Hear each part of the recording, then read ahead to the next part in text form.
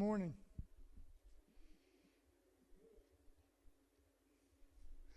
Hope everybody's having a good Sabbath. I spoke a few weeks ago about my field of what I do. I'm an athletic trainer in San Antonio. I've been one, went through the program in the 90s. Some people had some interest. They wanted to know a little bit more. They asked some questions, so I'm answering these questions today, okay? Athletic training, what is that? One more thing, real brief. I'm not a nurse. I'm not a doctor. I'm not a respiratory therapist. I'm in the medical field. It's a different type of medical field. We deal with injuries of people who are going to be active and go back out in their field to work or do their activity in sports or anything where they need to be active again. So let's say you get hurt on your job. We're the ones who will rehab you and get you back out there. Or let's say you get hurt out there and you need a first responder. We are the first responders. Whoever the athletic trainer is out there. In many places, we do not have a medic out there. We do not have a nurse out there. And we do not have an EMT. We are that personnel. So you will see me before you see anybody else when you get hurt on that job. Right now I'm working on the UTSA job in town where I have quite a few employees I have to look over, English and Spanish. What we're doing is we're building a 7-story building out there for UTSA, and we're going to try to complete that in the next 2 years. But I'm the athletic trainer out there, so if somebody gets hurt, I don't care if they bang their finger or hand, if they sprain an ankle, or if they fall off one of them buildings, I'm going to be the person you're going to have to see, and I'm going to have to do the paperwork. I'm going to have to get them to where they need to be.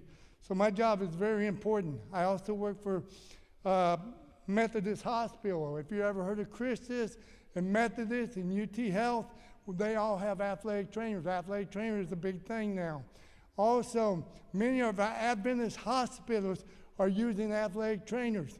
If you ever watch athletics, if you ever watch football, and you ever heard of the Tampa Bay Buccaneers, you will look on there, and they are sponsored by the Adventist Health, and their athletic trainers are the ones who cover them.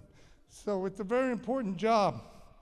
The questions that were asked is, what training does an athletic trainer have to have? Okay, anymore you have to have a master's to sit in my field. You cannot do it with a bachelor's degree. You cannot do it with an associate degree. You have to do basically a 6-year program, and you have to have a master's before you can be an athletic trainer. Then you have to also take a state license test, or you also have to take the BOC, which is our Board of Certification. It's about a 3-hour test online. When I took it, there was only a 35% passing rate. So it's very intense, and it's about $500 to take that test. But if you can pass all that, you can go out there and be an athletic trainer for the state of Texas. The next question that was asked is, what is the biggest difference? What is the biggest difference between an athletic trainer and a physical therapist? Hey, you know what? I can't do without the physical therapist, okay? Sometimes we have to turn to the physical therapist. We work with them hand in hand sometimes. But here's the difference. Let me share this with you so you won't be confused. Although both professions deal with the injury recovery, they cater to different demographics. Athletic trainers specifically assist people who are going to be active, like I told you a few minutes ago. In their daily life, as athletic trainers, we deal with athletes. That's one of the things we deal with, or injuries. Everybody who's on my job site, everybody's in the military, everybody's in the professional athletic fields, or everybody who's in the high school, middle schools, or colleges, it's the same thing. An injury is an injury. We work with them the same way. That's why we're there. Okay, now a PT, which is a physical therapist, treats patients daily in diverse medical problems. So if you have a stroke, if you have a heart attack, if you have some respiratory trouble and you need to have rehab, you will not come to an athletic trainer. You will come to a physical therapist. Do we understand? As you get older, if you go into a nursing home, you will not be seen by an athletic trainer. You will be seen by a PT if you need any rehab. Another thing is, I'm going to show you some of the domains we work in. We work in secondary schools, clinics and hospitals. We work with students. We also teach classes sometimes. Professional sports, emergency settings, performing arts like dance and theater. We work with them. Public safety, military, occupational health. All those fields we work in, and now we are also in the industrial area working with construction workers. We are also, if you probably don't even realize this, but H-E-B and Costco's and Frito-Lay and all these places we see around town carry athletic trainers to take care of them when they get injuries or hurts, or if they need some ergonomics to help them to function better on their job. PTs, here's where they work. Private offices, clinics, hospitals, patient nursing homes, and patient home care. So there's a big difference between the environments we work in, but we need both. Just like any medical field, you need more than just the one. You need everybody doing their own job, not crossing over doing somebody else's. Okay?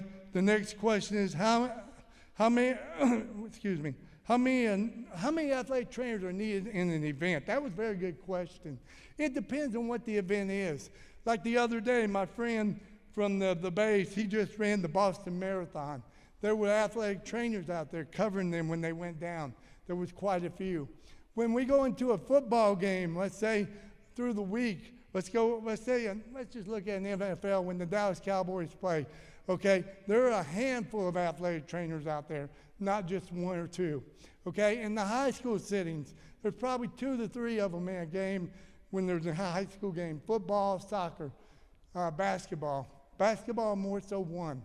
Okay, it depends on the event. Like me, when I cover soccer, I cover club soccer, I cover co-ed soccers at the Star Complex and out here at the Spec. I'm the only athletic trainer out there. I cover about 6 games a day, or 4 games a period. I do 3 periods, which is 2 hours apiece. I probably cover 12 games a day, and sometimes 18 on a Sunday. Another thing is, like on my job out there at the construction site, I'm the only one. Like at Microsoft, we may have 3 athletic trainers out there. It depends on what the situation is. Another question that was asked, what is the most common issue that athletic trainers will face? The most common issues that we face every day is how are we going to get that person back to what they got to do? Are we going to have that person back to be out there to do the sport they have to participate in? Because the money is involved in this. Are we going to be able to get that worker back there without him going back and getting injured and have to, what we call recordables, and get reported and cause the company lots of money? What we want to do is we want to make sure that everything we do is safe and it's up to standards so that that person, when they go back out, they're not going to keep coming back to my office because they're not right. So the main thing we do there and the main concern is let's get them back to play, let's get them back to work so that they don't have to keep dealing with these issues, okay? So we deal with backs, we deal with legs, we deal with feet, we deal with concussions, we deal with any kind of injury that takes place. One more thing I need to share here. What cannot an athletic trainer do? Very important. 2 major things, okay? We have really advanced over the years. 2 things. We can't prescribe medications and we can't do surgeries. But anything else, pretty much we can do. We also now, if you're certified, you can do suturing, you can do dry needling, you can do IVs, you can do all these things as an athletic trainer, as long as you're certified. If you have any other questions, please let me know, and I appreciate it. And I think we got a few more. I think that's it. Thanks.